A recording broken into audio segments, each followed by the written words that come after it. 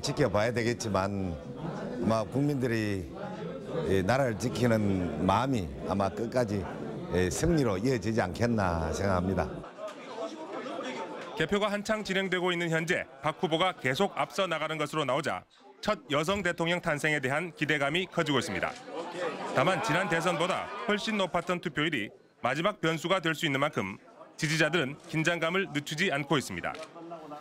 첫 여성 대통령을 구호로 정권 재창출을 이뤄낼지 새누리당 관계자들이 팽팽한 긴장감 속에 개표 과정을 예의주시하고 있습니다. 지금까지 새누리당 울산시당에서 UBC 뉴스 김익현입니다. 네, 다음은 출구조사에서 뒤지는 것으로 나타난 민주통합당 울산시당의 표정을 알아보겠습니다. 민주통합당 울산시당에 취재기자 나가 있습니다. 이영남 기자 전해주시죠. 네, 민주통합당 울산시당에 나와 있습니다. 이곳에는 당직자들과 문재인 후보 지지자들이 함께 모여서 긴장된 표정으로 개표 방송을 지켜보고 있습니다. 앞서 6시 정각에 방송 3사 출구조사가 나오자 이곳에서는 탄식이 터져 나왔습니다. 비록 오차 범위 내 근소한 표차이긴 하지만 문재인 후보가 박근혜 후보에게 뒤졌다는 출구조사 결과에 당직자들은 실망감을 감추지 못했습니다. 하지만 실제 개표가 시작되고 두 후보가 박빙을 보이자 상황은 충분히 바뀔 수 있다며 기대감을 보이고 있습니다. 울산에서 치러본 선거 중에서 가장 시민들의 분위기가 좋았습니다. 그런 것을 감안하면은 저희는 충분히 좋은 결과를 예측할 수 있으리라 생각을 합니다. 특히 오늘 투표율이 지난 대선보다 훨씬 높았던 것으로 나타난 만큼 문재인 후보에게 유리한 변수가 될 수 있다고 판단하고 있습니다. 정권 교체에 대한 유권자의 열망과 안철수 전 후보의 공동 유세로 막판 판세가 돌아섰다며 숨은 표를 기대하는 모습입니다. 따라서 문 후보 지지자들은 개표가 진행되면서 역전될 수 있지 않을까 기대감을 버리지 않고 끝까지 개표 결과를 지켜보겠다는 입장입니다. 한편 민주당은 지난 17대 대선 때는 울산에서 13% 득표에 그쳤지만 16대 때는 노무현 후보가 35%로 영남권에서 가장 높은 지지를 얻어 양자 구도 속에 울산 표심의 향방이 주목됩니다.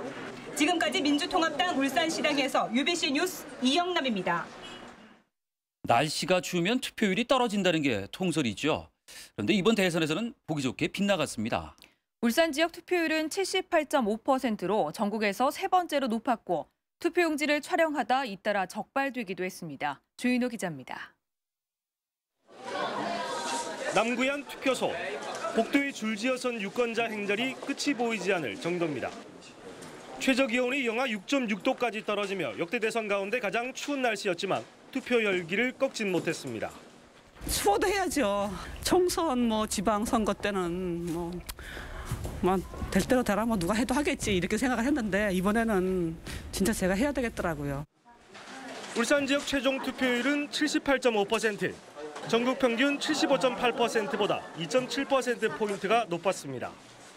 광주와 대구에 이어 16개 시도 가운데 세 번째로 높은 투표율입니다. 박맹호 시장과 지역 국회의원 그리고 각 당 관계자들도 오전 일찍 투표를 마쳤고 장애인과 노인 등 몸이 불편한 유권자들은 119 구조대가 제공한 구급차를 타고 소중한 한 표를 행사했습니다. 오니까 청각들이 이제 부침을 해줘가지고 잘 왔습니다. 잘하고 투표 잘하고 갑니다. 선거법 위반 사례도 잇따라 적발됐습니다. 남구와 동구 북구 투표소에서 투표용지를 촬영한 9명이 선관위에 적발돼 벌금형이 불가피할 걸로 예상됩니다. 또 오늘 오전 특정 후보를 지지해달라는 문자 메시지가 일제 전송돼 선관위가 조사에 나서기도 했습니다. 한편 울산 지역 슈퍼마켓과 미용실, 치과의원 등 13곳이 투표 인증 할인 이벤트를 가졌지만 활용한 유권자가 많지 않은 걸로 알려졌습니다. UBC 뉴스 조인호입니다. 이번 대선에서 박근혜, 문재인 두 후보는 울산에서도 치열한 선거운동을 펼쳤습니다. 박 후보는 기존 주력 산업의 고도화를 통해, 문 후보는 신재생 에너지 산업을 통해 울산의 새로운 성장을 이끌겠다고 공약했습니다. 선우석, 서영만 두 기자가 차례로 보도합니다. 지난 10일 대선 선거운동이 시작된 지 보름 만에 박근혜 후보가 울산을 방문했습니다. 1시간 남짓한 박 후보의 울산 방문에서는 5, 60대 장년층을 중심으로 경찰 추산 4천여 명이 유세장을 찾았습니다. 박 후보는 이 자리에서 차기 정부를 민생 현안 해결에 주력하는 민생 정부로 만들겠다고 밝혔습니다. 다음 정부를 민생 후보라고 부르겠습니다. 우선 가계부채 문제부터 해결하겠습니다. 박 후보는 산업기술박물관 설립과 산재재활병원 설립 등 지역 공약과 함께 친환경 자동차 산업과 동북아 오일러버 육성 등 기존 주력 산업의 고도화로 울산의 제2도약을 공약했습니다. 저는 울산을 동북아 오일 허브로 육성해서 울산의 미래와 대한민국의 성장 동력을 확실하게 키우겠습니다. 박근혜 후보가 안철수 전 후보의 문재인 후보 지원 유세와 통합진보당 이정희 후보의 사퇴 등 중반 이후 터져나온 악재에도 불구하고 선거 초반의 우세를 유지할 수 있을지 주목됩니다. UBC 뉴스 선우석입니다. 지난달 30일 민주통합당 문재인 후보는 공식 선거운동이 시작된 지 사흘 만에 울산을 찾았습니다. 보름 뒤엔 심한구 전 시장과 심상정 진보정의당 대표가 함께 유세를 펼쳤고 안철수 전 후보는 남구에서 표심몰이에 나섰습니다. 비정규직 노동자들을 정규직으로 전환하는 일, 그다음에 정규직과 비정규직 간의 차별을 없애는 일, 제가 울산에서부터 시작하겠습니다. 문 후보의 지역 공약에는 산재재활병원과 산업기술박물관 설립 등 박근혜 후보와 유사한 부분도 많지만 탈원전과 함께 신재생 에너지 산업을 울산의 미래 신성장 동력으로 제시해 뚜렷한 차이를 보였습니다.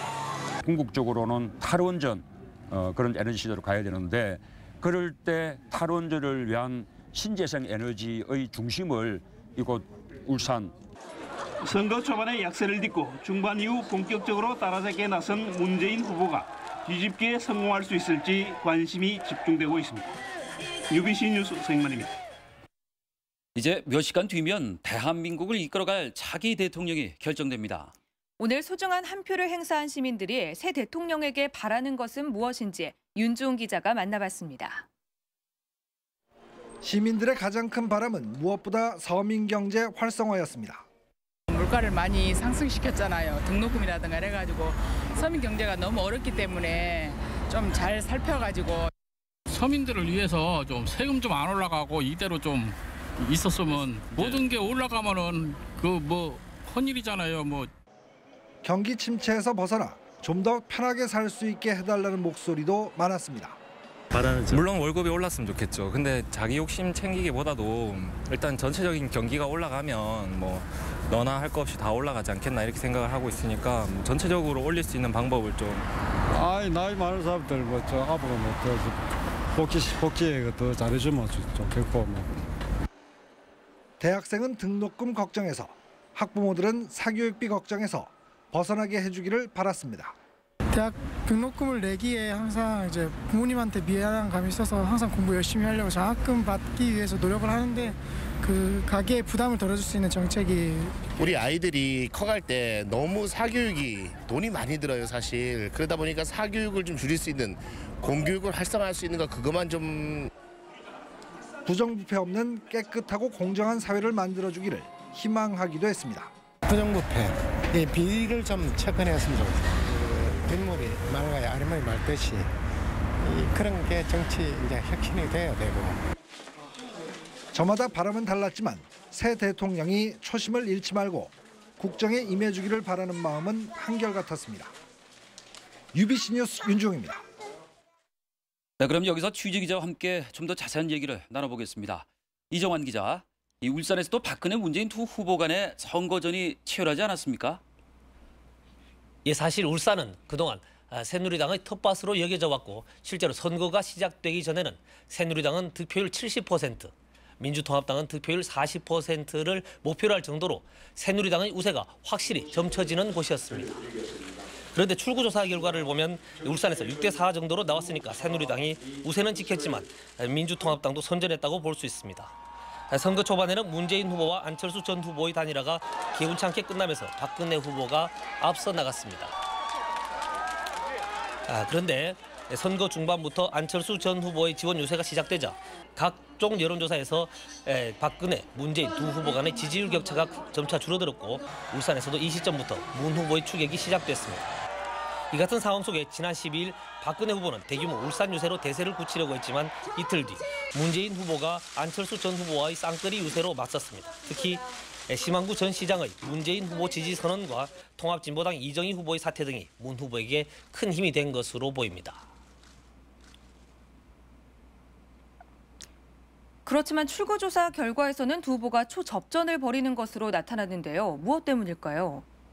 가장 큰 이유는 이번 선거가 보수 진영을 대변하는 박근혜 후보와 그리고 진보 진영을 아우르는 문재인 후보 두 후보 간의 양자 대결로 치러졌기 때문입니다.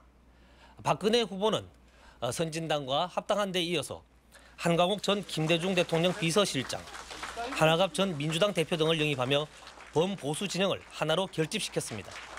문재인 후보도 진보정의당과의 후보 단일화, 안철수 전 후보의 지원, 그리고 선거 막판 통합진보당 이정희 후보의 사퇴까지 일련의 과정들을 통해서 범진보 진영 후보로 떠올랐습니다. 이처럼 이번 대선이 보수와 진보 1대1 맞대결이 되자 역대 선거에 비해 부동층이 줄어들면서 치열한 접전이 벌어지게 된 것입니다. 특히 전국 투표율이 75.8%에 달해 20, 30대 유권자들이 대거 투표에 참여한 것으로 보여지면서 예측 불허의 초접전이 벌어진 것으로 볼 수 있습니다. 네, 그리고 앞으로 누가 대통령이 되느냐에 따라서 울산의 정가에도 큰 지각 변동이 일어나지 않겠습니까? 예, 그렇습니다. 지역 정가도 박근혜 후보가 당선됐을 때와 문재인 후보가 당선됐을 경우가 전혀 다른 양상을 보일 것으로 전망되고 있습니다. 박근혜 후보가 당선되면 당분간 울산에서도 새누리당의 독주가 계속될 것으로 보입니다. 비록 박빙의 승부라고 해도 지난 4월 총선 싹쓸이에 이어 또다시 새누리당에게 표심이 쏠린 것이기 때문입니다. 문재인 후보가 당선된다면 당장은 눈에 띄는 변화가 일어나지는 않을 것으로 예상됩니다. 울산의 민주통합당 소속 국회의원이나 기초단체장은 물론 지방의원도 한 명도 없기 때문입니다. 다만 민주통합당의 정치적 위상이 크게 높아져서 머지않아 지금까지 울산의 제1야당 역할을 해왔던 통합진보당을 대신할 가능성이 높아 보입니다. 네, 다음 소식입니다. 석정호 침몰 사고 엿새째인 오늘도 해경이 실종자 수색에 나섰지만 성과는 없었습니다. 해경은 이와 함께 침몰한 석정호에 남아있는 기름 90여 톤을 빼내기 위해서 오늘 또 다른 바지선과 호수를 연결했으며 내일은 음파 탐지기를 갖춘 해군 함정 2대 등을 투입해 수색을 이어갈 예정입니다. 한편 기상 악화로 사고 위험이 높은데도 피항과 근로자 대피를 무시한 석정호 현장 수장 47살 김모 씨에 대한 영장 실질 심사는 내일 오후 실시됩니다. 울산지법은 뱀수재와 뇌물수수죄 등으로 기소된 한수원 본사 간부 54살 박모 씨에 대한 항소심에서 징역 1년 4개월에 집행유예 3년을 선고했습니다. 재판부는 또 벌금 1,400만 원과 사회봉사 120시간 그리고 추징금 1,700만 원을 선고했습니다. 한수원 본사 전략구매실 가격조사팀에 근무하던 박 씨는 납품업체 대표로부터 납품 가격을 잘 책정해달라는 청탁과 함께 두 차례에 걸쳐 1,700만 원을 받은 혐의로 기소됐습니다. 울산지법은 이혼 소송을 제기한 부인의 얼굴에 황산을 뿌린 혐의로 기소된 53살 김모 씨에게 징역 4년을 선고했습니다. 김 씨는 부인이 지난 4월 이혼 소송을 제기한 데 이어 5월에는 접근 금지 가처분 결정을 받자 부인의 얼굴에 황산을 뿌려서 전치 6주의 상처를 입힌 혐의로 기소됐습니다. 재판부는 김 씨가 법원의 접근 금지 가처분 결정을 무시하고 미리 범행을 계획했고 황산을 사용하는 등 죄질이 나빠서 중형을 선고했다고 밝혔습니다. 울산지법은 음주운전을 하다 적발되자 친구가 운전한 것처럼 속인 35살 윤모 여인에게 징역 6개월을, 자신이 운전했다고 허위 진술을 한 34살 이모 여인에게는 징역 6개월에 집행유예 2년을 각각 선고했습니다. 재판부는 음주운전으로 벌금 100만 원을 선고받은 적이 있는 윤 씨가 또다시 음주운전을 하고 이 씨는 허위 진술로 범죄를 은닉하고 수사를 방해했다고 밝혔습니다. 표문공단 내 20년 넘게 방치된 폐기물 처리를 놓고 책임 공방이 거세지고 있습니다. 북구청은 지난 10일까지 유성 측에 폐기물 처리 계획서를 제출하지 않자 오는 31일까지 특별한 이의 신청이 없으면 청결 유지 명령을 내리겠다고 사전 통지했습니다. 이에 대해 유성 측은 땅만 소유하고 있어 폐기물 처리 책임은 없다는 기존 입장을 고수하고 있습니다. 현대자동차의 사내하청 근로자 신규 채용 계획과 관련해 정규직 노조가 노사 교섭의 신의 성실에 어긋나는 행위라며 중단할 것을 촉구했습니다. 노조는 회사에 보낸 공문에서 신규 채용을 즉각 중단하지 않으면 노조에 대한 도발로 간주하고 투쟁으로 응징하겠다고 밝혔습니다. 회사는 노조의 반발에 사내하청 근로자를 대상으로 한 신규 채용 접수를 일시 보류했지만 중단하지는 않겠다는 방침입니다. 지난달 말까지 울산 지역 근로자 5,484명이 임금 175억 9,600만 원을 받지 못했다며 울산 고용노동지청에 신고했습니다. 울산지청은 이 가운데 행정지도를 통해 체불임금 92억 8,200만 원이 지급됐으며 72억 원 상당의 체불임금과 관련해서는 사업주 2명을 구속하고 502명을 불구속 입건했다고 밝혔습니다.